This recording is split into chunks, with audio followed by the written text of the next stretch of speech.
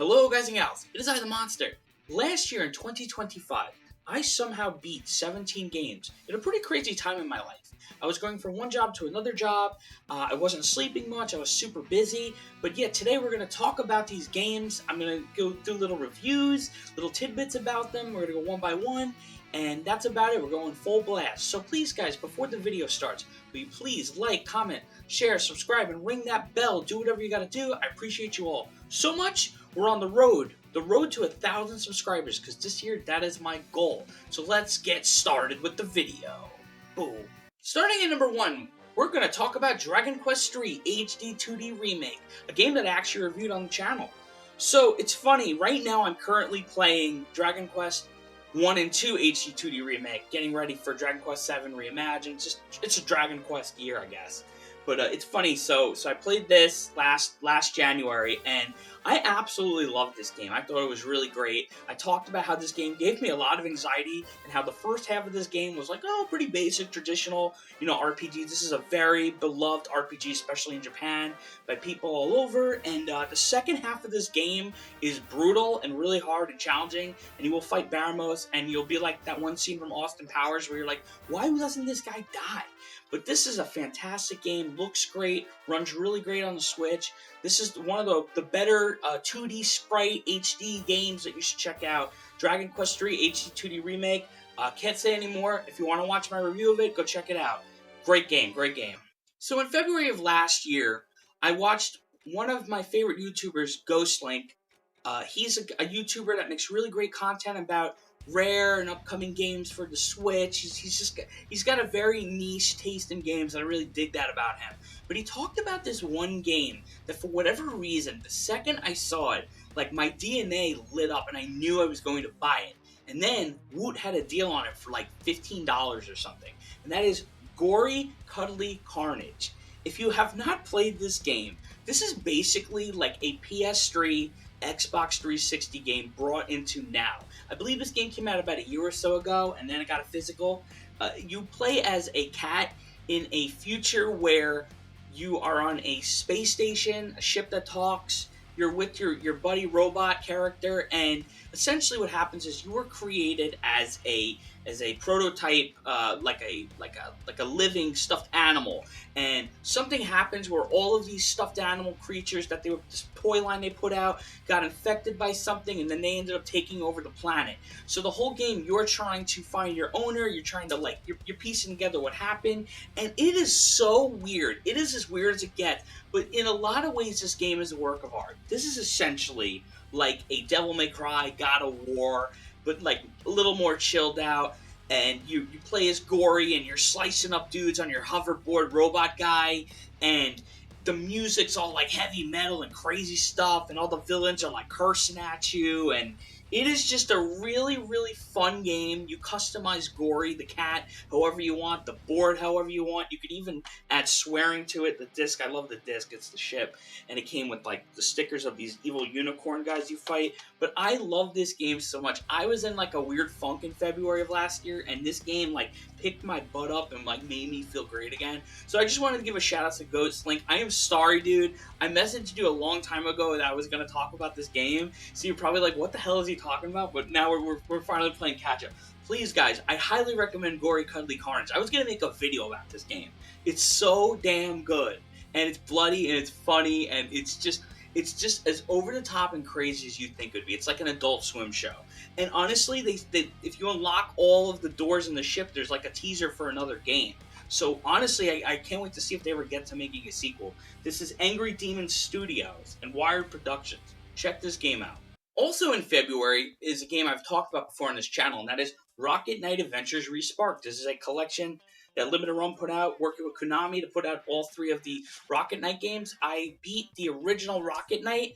I love the 90s Disney vibes. I love this character Sparkster. I love the music. I think a ton of the bosses and the levels are not great, but this game has fast forward and rewind. The Switch version unfortunately does kind of chug a little, but these are great ports, great stuff.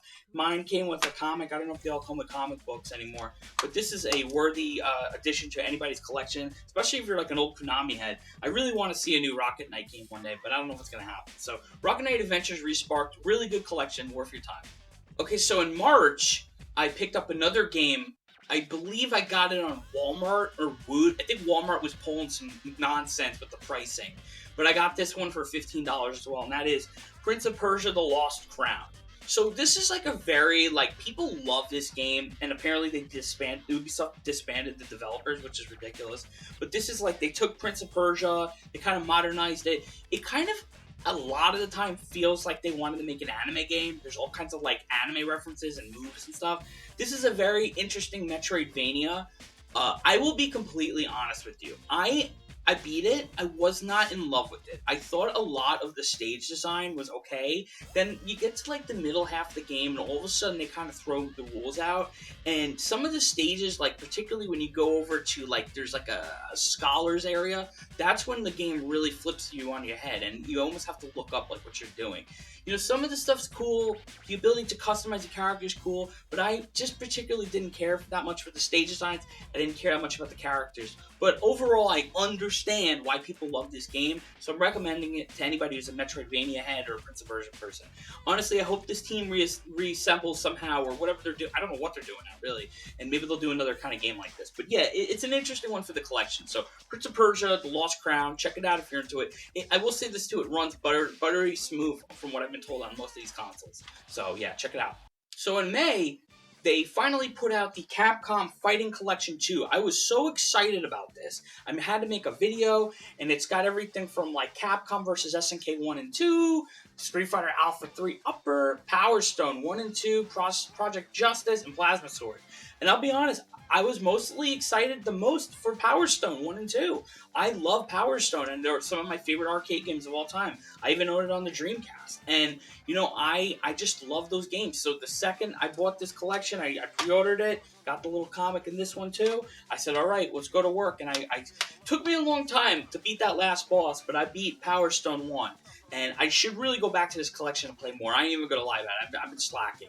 But Power Stone, man, all of these games, these Capcom collections are so fantastic and so well made, guys. Like, don't sleep on them. They also have like tons of features and rollback netcode and extras and goodies. Please check out these games. Capcom Fighting Collection 2, there's Capcom Fighting Collection 1, there's the Marvel vs. Capcom 1, all bangers. So check them out. Great games. And I had just a fun time. I am so happy that we are getting these games re-released. I'm hoping now they're going to get to like more of the 3D stuff. My dream is to get, and this is a selfish dream of mine, is I want Tatsunoko vs. Capcom real bad. Like, remaster it, roll back, let's go. I love that game so much, and I want more people to check it out. Also in May was another game that I was extremely excited for. I pre-ordered it. Just talked about it in my top 5 games of 2025. This was my number 1 game. I guess I'm spoiling the video. Xenoblade Chronicles X Definitive Edition. I don't know what more I could say about this game. It is just fantastic across the board. If you like JRPGs, RPGs, if you love MMOs, this is basically a single-player MMO made by one of the best developers out there, Monolith Soft. You have mechs, you're discovering and colonizing a planet Mira, you have pretty cool party members, you have a really fluent, amazing class system where you can mix and match things, you unlock great, interesting, weird soundtrack, cool bosses, and they added a whole new chapter, new characters. Again, I wasn't super crazy about that new chapter, but the fact that this game is running on the Switch, we have all this stuff, and all the Xenoblades are on Switch is amazing, and to top it all off, you get to play it with the Pro Controller, so no complaints out of me. Maybe we'll get a Switch 2 patch for this. But yeah, Xenoblade Chronicles X Definitive Edition, what a damn good game. I put it well over 100 hours into this thing. Worth every hour. Just worth, man. Check out Xenoblade Chronicles X Definitive Edition. So I don't know when I got this next game. I just know I paid like $20 for it. But when they first announced it, I was so blown away because this is a franchise, an IP that I've loved pretty much since I was a kid. It's one of my favorite manga series of all time, and I felt like nobody gave a damn about it. And it's made by one of the GOATs, and he passed away. And that is Sandland. Have any of you out there tried this game or played it? So Sandland is a story that Akira Toriyama wrote when he was done with the original run of Dragon Ball. I believe he was frustrated. This is super punk rock, Mad Max. You play Beelzebub. He's the prince of the demons, and you know you're in literally a Sandland, and there's essentially like the humans, and they're fighting over water, and there's a king that's like holding all the water hostage, and it's just this really amazing story of like different ideas and concepts, and like military, and like what happened to the world, and it's fun, it's charming, and you know the demons aren't necessarily evil per se, and it's just this beautiful thing. And I read them all, and I never forget how much I loved it. And when they said we're doing this in the new anime, I couldn't believe it. And the anime is good, by the way. You should check out the anime. It's excellent. The anime voice cast is in this game, and everybody sounds exactly how I always thought they'd sound. This game is really, a lot of people are saying it, this is going to be a cult game. And the reason why it's going to be a cult game is because when they put the demo out for this game, the demo was trash. Straight up dumpster fire garbage. But what was interesting about the demo was you could kind of explore the map and see what was going on. And once you started exploring and looking at the menus and the discoveries and like the little temple areas, you're like, huh, there's a lot going on here underneath the hood. And then when you actually play the real game, you start to see what's going on. So it follows the manga, but then it follows kind of like what the new anime is doing. But this is a side thing. So if you're not watching the manga or reading the manga or watching the anime, this is an entirely different take on it. Like, you meet certain characters earlier, things happen a little differently, and they introduced this new character, Anne, who's also in the anime. It's wonderful. And on top of that, there's like secret mechs and things, because the game's all about, you know, customizing, getting a tank, getting a bike, you know, getting a hover car, all kinds of stuff. But then you keep finding like secrets, like a robot. Like, there's all kinds of weird, nuanced little secrets. I'm editing this part in because it actually bothered me that I didn't say it, but in Sandland, one of the best things about the game is like you will constantly come across these different people that are like abandoned or ditching their homes, and you find this town, this village in the game that like helps you out, and throughout the game you can do side missions and help these people, and they will actually join this village and create like new shops, new things to do in the shop, in the village, and it's amazing. So you're constantly building like this little town throughout the entire game. So if you're somebody out there that loves like little villages, town, city vibes, this is like a part of the game that you will absolutely love and get lost in. It's super cool, man. So this is a great game. The only thing that sucks about this game, if you could get over it being very repetitive, is that they repeat their lines over and over again. If there was a way for them to patch this and take that out, this could be one of the best anime games I've ever played. I mean, it is one of the best anime games I've ever played, but I'm saying like for the casual audience. So Sandland, check this game out. I was going to make a video about this game. It is remarkable. I think it's really good. It also is a lengthy game, and it's well worth your time, dude. Like, I played this on normal, and it took a long time to beat. So Sandland, shout outs, represent, and rest in peace Akira Toriyama, because this is apparently one of the last things he worked on. So I'm really thankful that this game was made. It exists. Please, please, please check out Sandland. So in August, I was a little tired from, you know, I played a lot of Sandland, and I wanted like a summer vibes, and I've been looking at this game for a while. This game came out in 2021, and if you'll notice, I don't have a physical copy of it, because I'm pretty sure a physical copy of it doesn't exist. I picked it up digitally, and I was told that the Switch version is not good, so I picked it up on the PlayStation, and that is Wavetale. So if you haven't played Wavetale, it's a short indie game, and you play as this girl Sigrid, who gets the ability to ride the waves and navigate the ocean. And you're essentially, it's you and your grandmother and a bunch of characters living on broken pieces of land and terrain and ships, because the earth, something happened where something went off, like a bomb or a factory, I forgot what it was. But something happens, and essentially you're kind of piecing together the story, and you're also fighting off pirates. And it's all about just kind of like, you know, what happens when you're at the end of humanity, essentially. And it's really deep, and the music plays along with how you move on the water and stuff. It's really cool. It's a short game. There's some stuff that's a little janky about it, but it left an impression on me. It made me like think about it a lot. It made me go, you know, you could probably make another one of these somehow.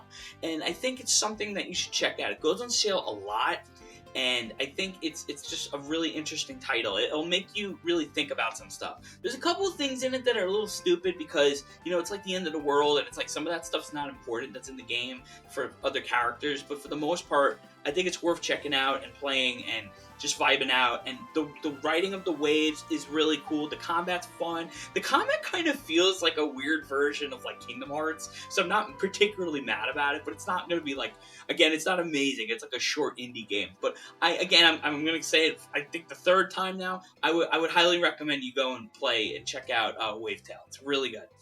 So if you watched my Long Island Retro Gaming Expo video from last year, you'll know that the number one game that I was looking for was none other than Marvel Ultimate Alliance, the original one, but for PlayStation 3. I have it on the Wii, and we've already kind of talked about it. It's not great on the Wii, no disrespect. The GameCube controller's cool, but no. Anyways, I actually pulled out my old PS3, I set it up, everything was running great. I had like a teary-eye moment looking at everything, my collection. PS3, man, is one of my biggest libraries. I really got to talk about it one day. But I adore the Ultimate Alliance series. I've played them all, but the only one I've never beaten is 1. And everybody's always telling me, oh, 1's got the best story, and 1's got this and that. And I said, all right, I got to check this out. Shout outs to Scorpio Caesar, the Caesar Arcade. He told me to lower the resolution of the game because holy crap, it ran a lot better. When I played that in 1080p, it was just like, or 720. I don't even know what it was. Was it 720? Oof. And then I lowered it. Maybe it was 480. I lowered it too. My memory is going. But I was just like, holy crap, this is a lot better. This is such a banger game. My team was Captain America, Moon Knight, Wolverine, and The Thing. And, I'd swap some people out to get Captain Marvel in there or Blade or something. But, man, let me tell you, this game is like Marvel before Disney bought them up and, like, did whatever they did with them. Which I'm not mad about everything because the MCU is cool. But man, you really got to see like them throw anything at the wall. There's characters here that are just bad guys because they're bad guys. The writing's well. Doctor Doom is so sick in this game. This is a banger story. Really great characters. The roster is pretty damn stacked. I would say it's one of the better rosters in the series for sure. Especially just considering that like you could get like Moon Knight and I think Colossus were the exclusive characters. But it's really cool, man. Just so much fun. Just a great game. And it looks pretty good. Not amazing. I'm going to say something. This is a game that we always hear about what games should be remade. I think the first Marvel Ultimate Alliance deserves a remake.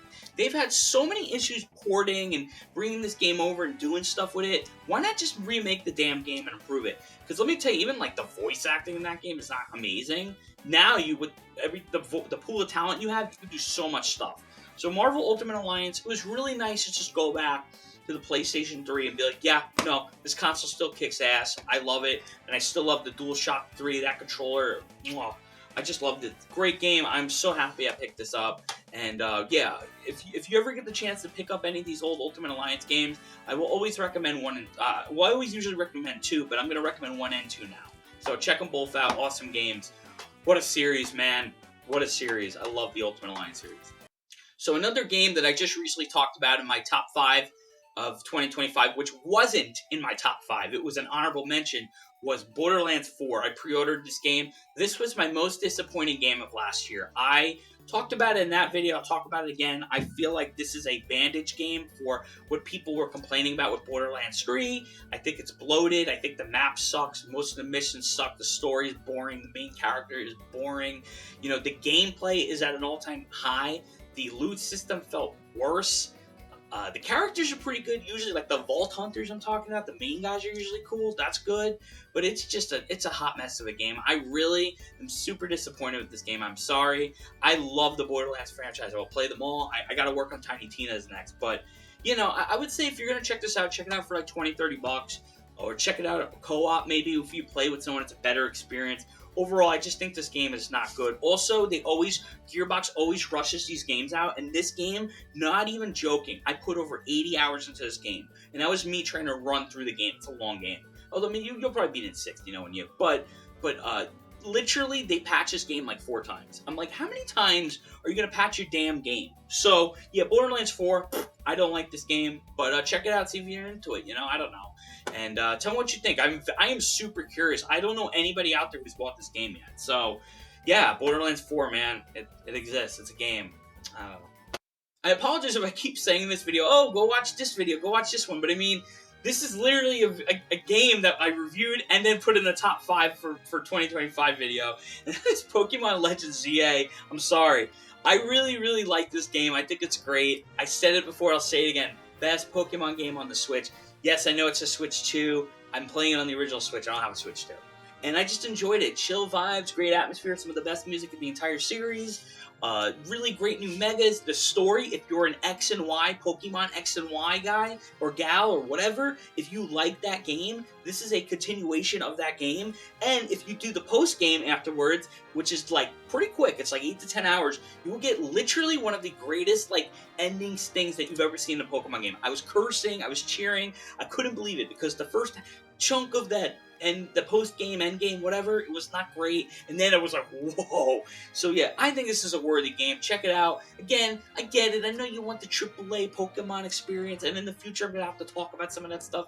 But I really think this is a great game, and people are sleeping on it. And even just like, dude, even the UI and like the way they did things, like just the smaller things, is so much better than other Pokemon titles. So yeah, Pokemon Legends GA, don't sleep on it. If you wait for a sale, wait for a sale. But I'm telling you, check this one out. This one kicks butt. I'm not even sure if I said that I got Pokemon Legends GA in November or not, but I'm going to say it again. This is another November pickup or a game I played in November that came out a little before. I don't know. I can't remember anymore. Time is not real, you guys.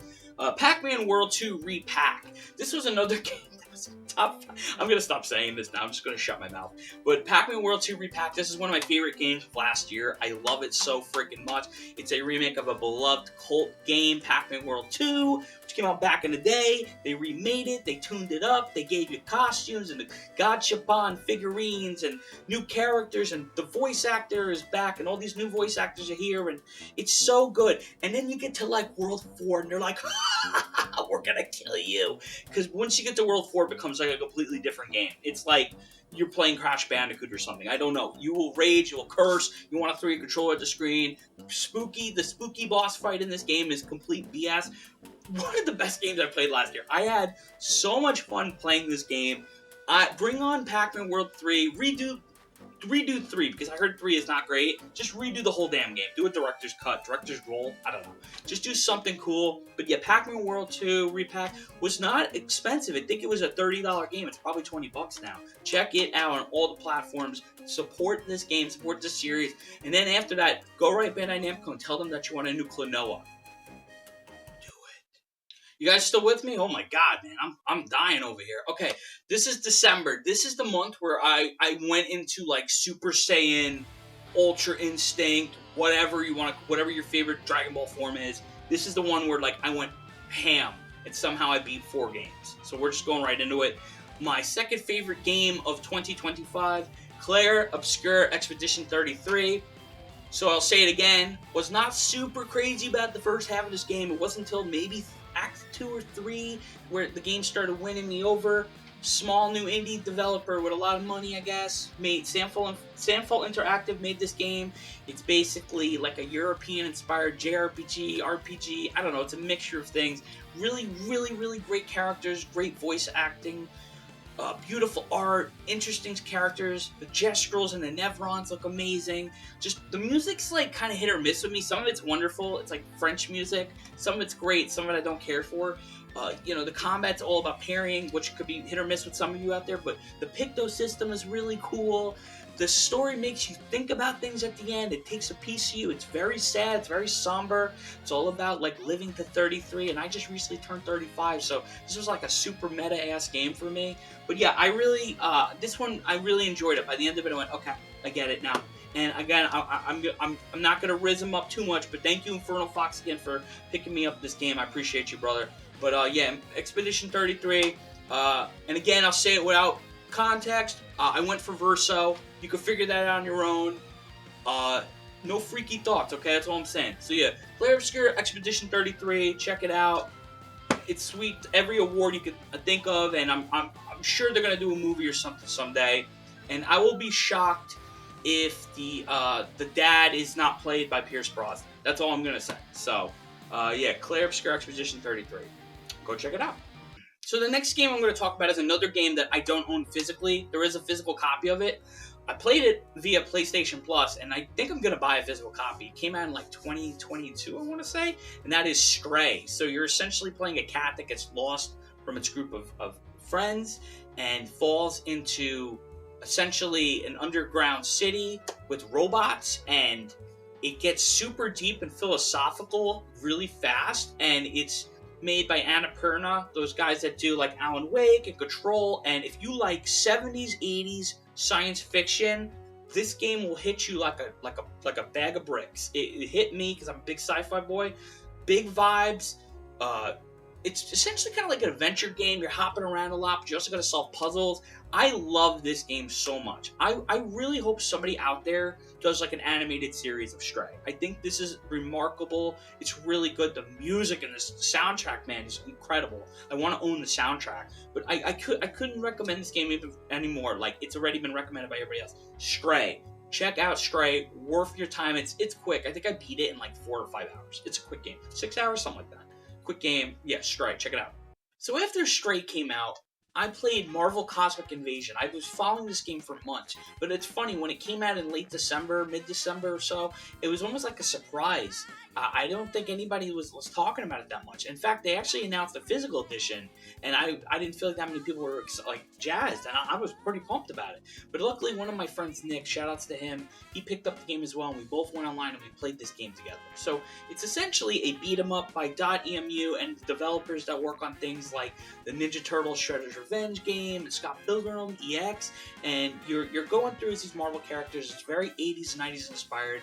It's all about a cosmic storyline with a nihilist, fighting all kinds of different villains, and things like Galactus. You'll fight the leader of like the symbiotes. This is like a newer character, and it's just really cool. You get everybody from Captain America to Iron Man, Wolverine, Venom, Spider-Man, She-Hulk. You get Rocket Raccoon. You get like one of the Marvel characters with the sword. It's just a Beta Ray build. It's just a very interesting roster. It plays kind of like a Marvel vs. Capcom game with the combos and the moves. Everybody gets a special. You can unlock colors and such, and artwork. It's really good.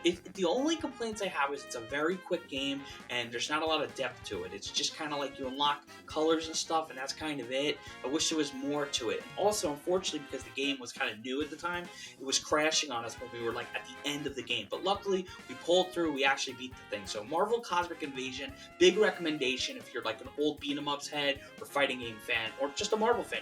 You'll love it. Oh, and Nova had like the crazy 80s hair. You gotta look at this game. It's wild.